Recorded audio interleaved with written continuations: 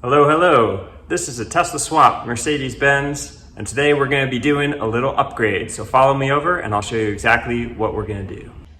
All right, here we have the engine bay with the battery pack, and what we're focusing on today is this guy here. So this is a vacuum pump, OEM found on a Volvo from the early 2000s.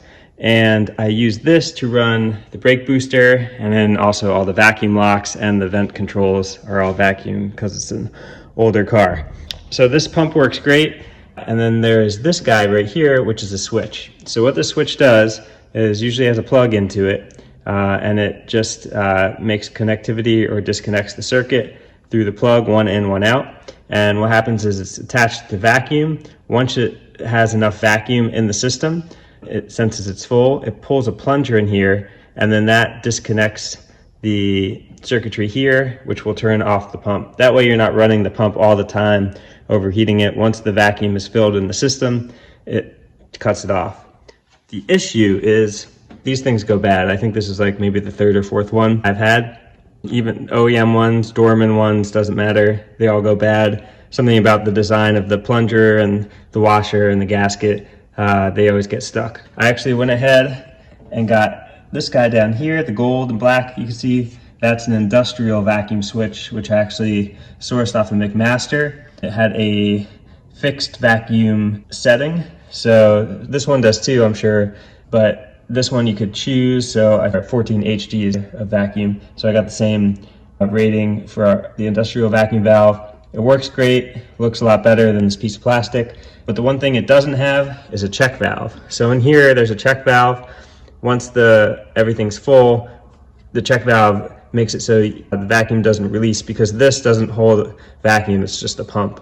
So if I run it without the check valve, this will just continuously be on, because it'll fill up with vacuum, cut the power to this, but then this will leak out the vacuum, turn itself back on, and the cycle continues. So I put this back in line just for the check valve, but it's big and plastic and ugly. It's not even being plugged in. But what I want to do today is eliminate that. I actually got a check valve to go in there instead. That's going to look a lot cleaner than this mess. So let's go over here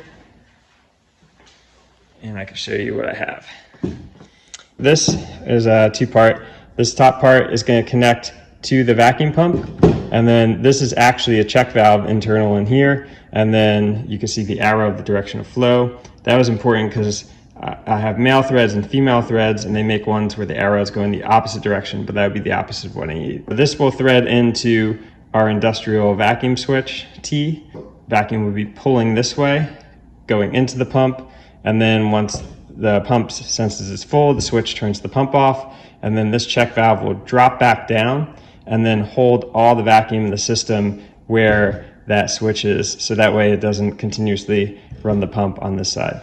So we're going to go ahead and get these mated together, put some Teflon tape on there, and then this one comes pre-Teflon taped, and we can thread that into our T assembly on the car. So let's take apart our old piece and then start building our new one. The Midwest is looking kind of mean. You're broken, have your fun.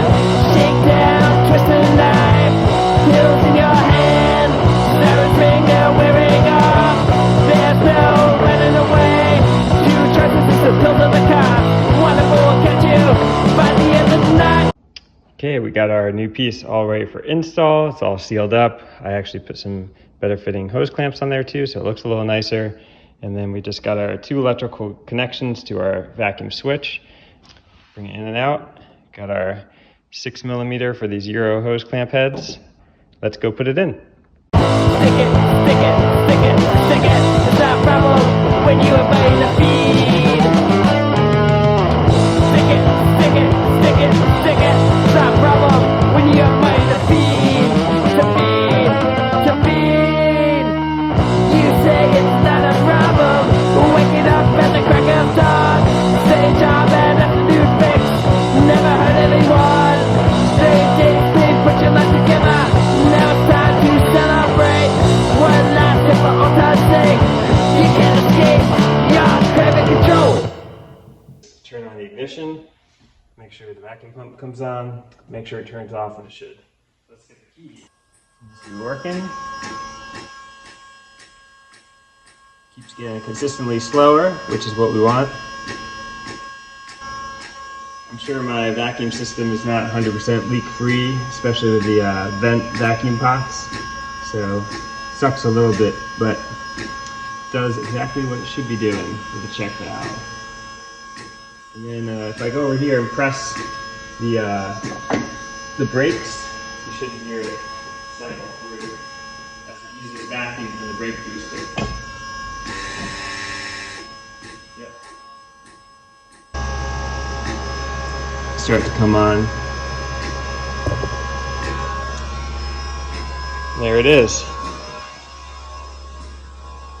And double check. Got frosty air coming out.